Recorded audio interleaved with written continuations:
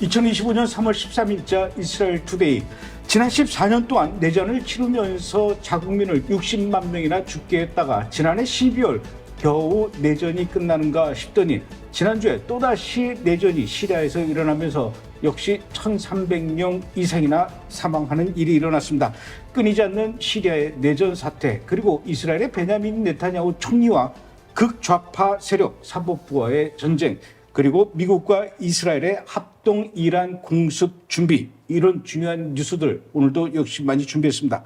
먼저 이유진 PD로부터 지난주 이스라엘과 이란 그리고 중동 여러 나라에서 어떤 일들이 있었는지 자세하게 들어보는 시간을 갖도록 하죠. 어서 오십시오. 반갑습니다. 먼저 지난주에는 이스라엘의 가자 지구 안으로 들어가는 그 인도주의적 구호물자 중단한다라고 했어요. 뿐만 아니라 전기도 끊어버렸는데 이번에는 보니까 가자 지구 안으로 들어가는 물까지 끊었다라는 이야기가 있습니다. 네, 사실 물이 끊겼다라고 보는 게 조금 더 정확할 것 같은데요.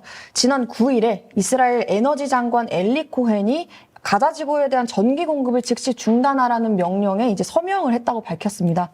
근데 이번 조치로 하루 1,800만 리터를 생산하던 가자 중부의 담수화 시설에 전기 공급이 끊기게 된 건데요. AP통신에 따르면 약 36만 명이 사용하는 수돗물 공급이 차질을 빚을 전망이라고 합니다. 현지 공영방송인 칸에 따르면 이번 전기 공급 중단 조치는 지속 계획의 일부라고 하기도 했습니다. 또한 이스라엘 총리실 대변인은 하마스가 계속해서 이렇게 거부를 한다면 이스라엘은 수도와 전기 차단 그리고 또 교전 재개 등의 여러 가지를 차례차례 실행에 옮길 것이라고 하면서 미국과 이미 조율을 하고 있다고 전했습니다. 그런데 이스라엘의 이런 단수 조치에 대해서 저 남쪽에 있는 예멘의 후티 반군이 지들이 난리예요. 네. 후티 반군이 이스라엘의 이런 조치에 대해서 뭐라고 얘기하는 겁니까? 지난주 금요일에 얘기한 건데요. 후티 반군이 이스라엘이 이제 가자 지구에 대한 이런 인도적 지원 차단을 4일 내로 이제 해제하지 않으면은 공격을 다시 재개할 것이다라고 밝힌 것인데요. 4일이 지난 어제까지도 이스라엘은 아직까지도 가자 지구를 계속해서 압박을 해오고 있는 상황인데 이제 후티가 이에 대해서 결국 이스라엘에 대한 이런 해상 작전을 다시 재개할 것이다라고 밝혔습니다. 조금 더 구체적으로는 홍해랑 아라비아해 그리고 바브 엘 만데브 해협 그리고 아덴만을 지나는 모든 이스라엘 선박들에 대해서 즉시 공격을 할 것이라고 밝힌 건데요. 이에 대해서 미군은 해당 지역에 있는 이 미군 병력이 경계 상태를 유지하고 있고 그리고 미국의 파트너를 보호하고 방어하기 위한 필요한 조치들을 전부 취할 것이다라고 강조도 했습니다. 이스라엘과 하마스 간의 그 전쟁 2단계 휴전을 위한 협상이 지금 카타르 도하에서 열리고 있는가 봐요. 이번 협상 내용 보고 지금 상황은 어떻게 돼가고 있습니까? 네, 현재 카타르 도하에서 아직까지도 협상이 진행 중이라고 하는데요. 미국의 중동 특사인 스티브 위트코프도 지금 협상에 함께 참여하고 있다고 합니다. 근데 미국은 지금 이 협상에서 인질 10명을 석방하는 조건으로 휴전 60일간을 추진하고 있다고 지금 보도가 됐는데요. 이스라엘 측의 협상팀은 해당 휴전 조건을 이 해당 휴전 조건에 대한 제안을 전혀 듣지도 못했고 받지도 못했다고 합니다. 근데 현재 이스라엘의 목표는 하마스가 인질을 모두 석방하고 돌려보내고 그다음에 가자 지구에서 하마스를 완전히 제거하는 게 목표라고 밝혔는데요. 이스라엘 협상팀이 협상이 끝날 때까지 도하에서 계속 머물 예정이라고 전했습니다.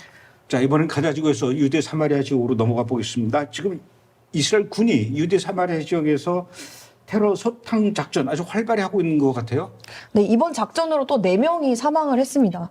이스라엘 군과 신베트 그리고 경찰 특수부대가 이 서안지구 유대 사마리아의 제닌에 있는 건물에 무장 테러리스트들이 은신하고 있다. 이런 정보를 입수한 후에 공동 작전을 수행을 한 건데요. 이 과정에서 총격전을 벌이다가 무장대원 3명을 사살을 한 거고요. 그리고 그중에서 1명을 부상을 입혔다고 합니다. 근데 이스라엘 군이 이번 작전에서 테러 용의자 10명을 체포를 했고요. 그중에는 제닌 지역에서 활동하는 고위급 테러 위원인 리와 자즈도 포함이 되어 있다고 발표를 했습니다. 근데 한편 팔레스타인 자치정부 보안군도 이 제닌에서 하마스 제닌대대의 핵심 그 인물인 압델 라흐만 아부 무나를 사살했다고 했는데요. 이 팔레스타인 언론에서는 이 아부 무나가 먼저 팔레스타인 자치정부 보안군을 향해서 총격을 가했고 이에 대응 사격을 한 그 총격으로 사살된 것이라고 밝혔습니다. 자, 이번에 시리아 상황을 좀 봐야 될 것 같아요. 지난해 12월인가요? 그 시리아의 반정부군 HTS가 정권을 빼앗은 이후에 좀 내전이 잠잠해지는가 싶었는데 그게 아닌가 봐요. 알 아사드도 지금 러시아로 망명한 사태인데 내전이 진정되는 게 아니라 지금 또다시 내전이 벌어지고 있어요. 지금 상황이 어떻습니까? 많이 뭐 사람이 1,300명 이상 죽었다고 하던데. 네, 맞습니다. 이 나흘간 1,300여 명이 이제 사망했다고 보도가 된 건데요. 시리아 서부 라타키아와 타르투스 지역에서 그 과도정 부군과 그리고 아사드 전 정권 지지 세력이었던 알라위파 무장 세력이 충돌을 하게 되면서 이제 대학살, 대규모 희생자가 발생한 것입니다. 그중에 민간인이 굉장히 많이 있다 보니까 문제가 된 건데 특히 이 과도정 부군이 알라위파 민간인들을 이제 학살하는 영상들이 SNS를 통해서 사진이랑 그런 영상들이 계속 이제 퍼지게 되면서 현재 국제사회 비난이 굉장히 많이 커지고 있는 그런 상황입니다. 이지은 PD는 그 영상들 많이 봤죠? 네, 그 영상이랑 사진을 되게 많이 봤는데 아무래도 너무 잔인하고 좀 아유. 잔혹하다 보니까 따로 어떡합니까? 보내줄 수 일이 없고. 그러니까 안 볼 수도 없고. 네. 자, 이렇게 지금 시리아가 또다시 내전 사태에 빠지면서 정신없을 때 이스라엘이 시리아 남부를 아마 공습한 것 같아요. 어디 쪽을 주로 공습한 겁니까?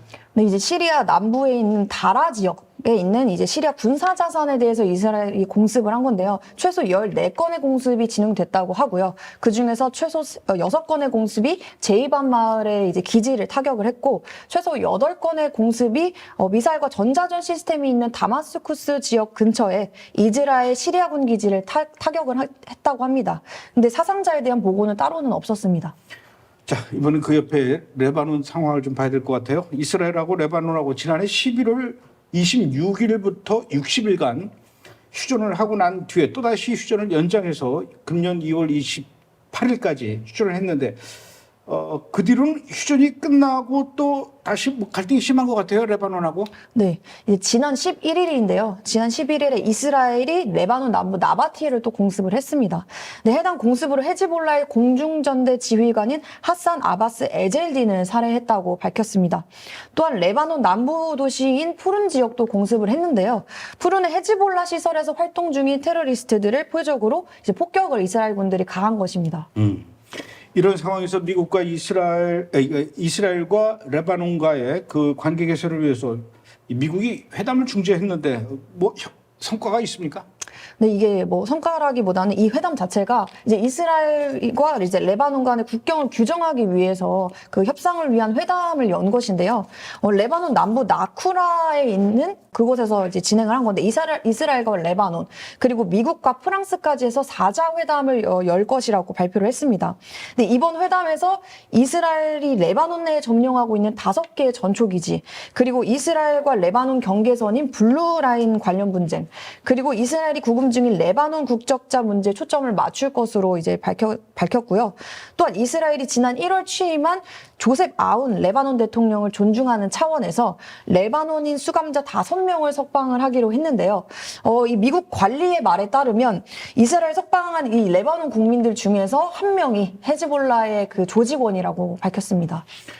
그리고 얼마 전에 그 러시아하고 이란하고 중국 이 세 나라가 합동 군사 훈련을 했어요. 뭐 워낙 상태가 안 좋은 나라들끼리 모여서 합동 군사 훈련을 한다니까 괜히 걱정이 되긴 하는데 이 합동 군사 훈련 누구를 겨냥해서 하는 거고 또 설마 목표가 이스라엘은 아니겠죠?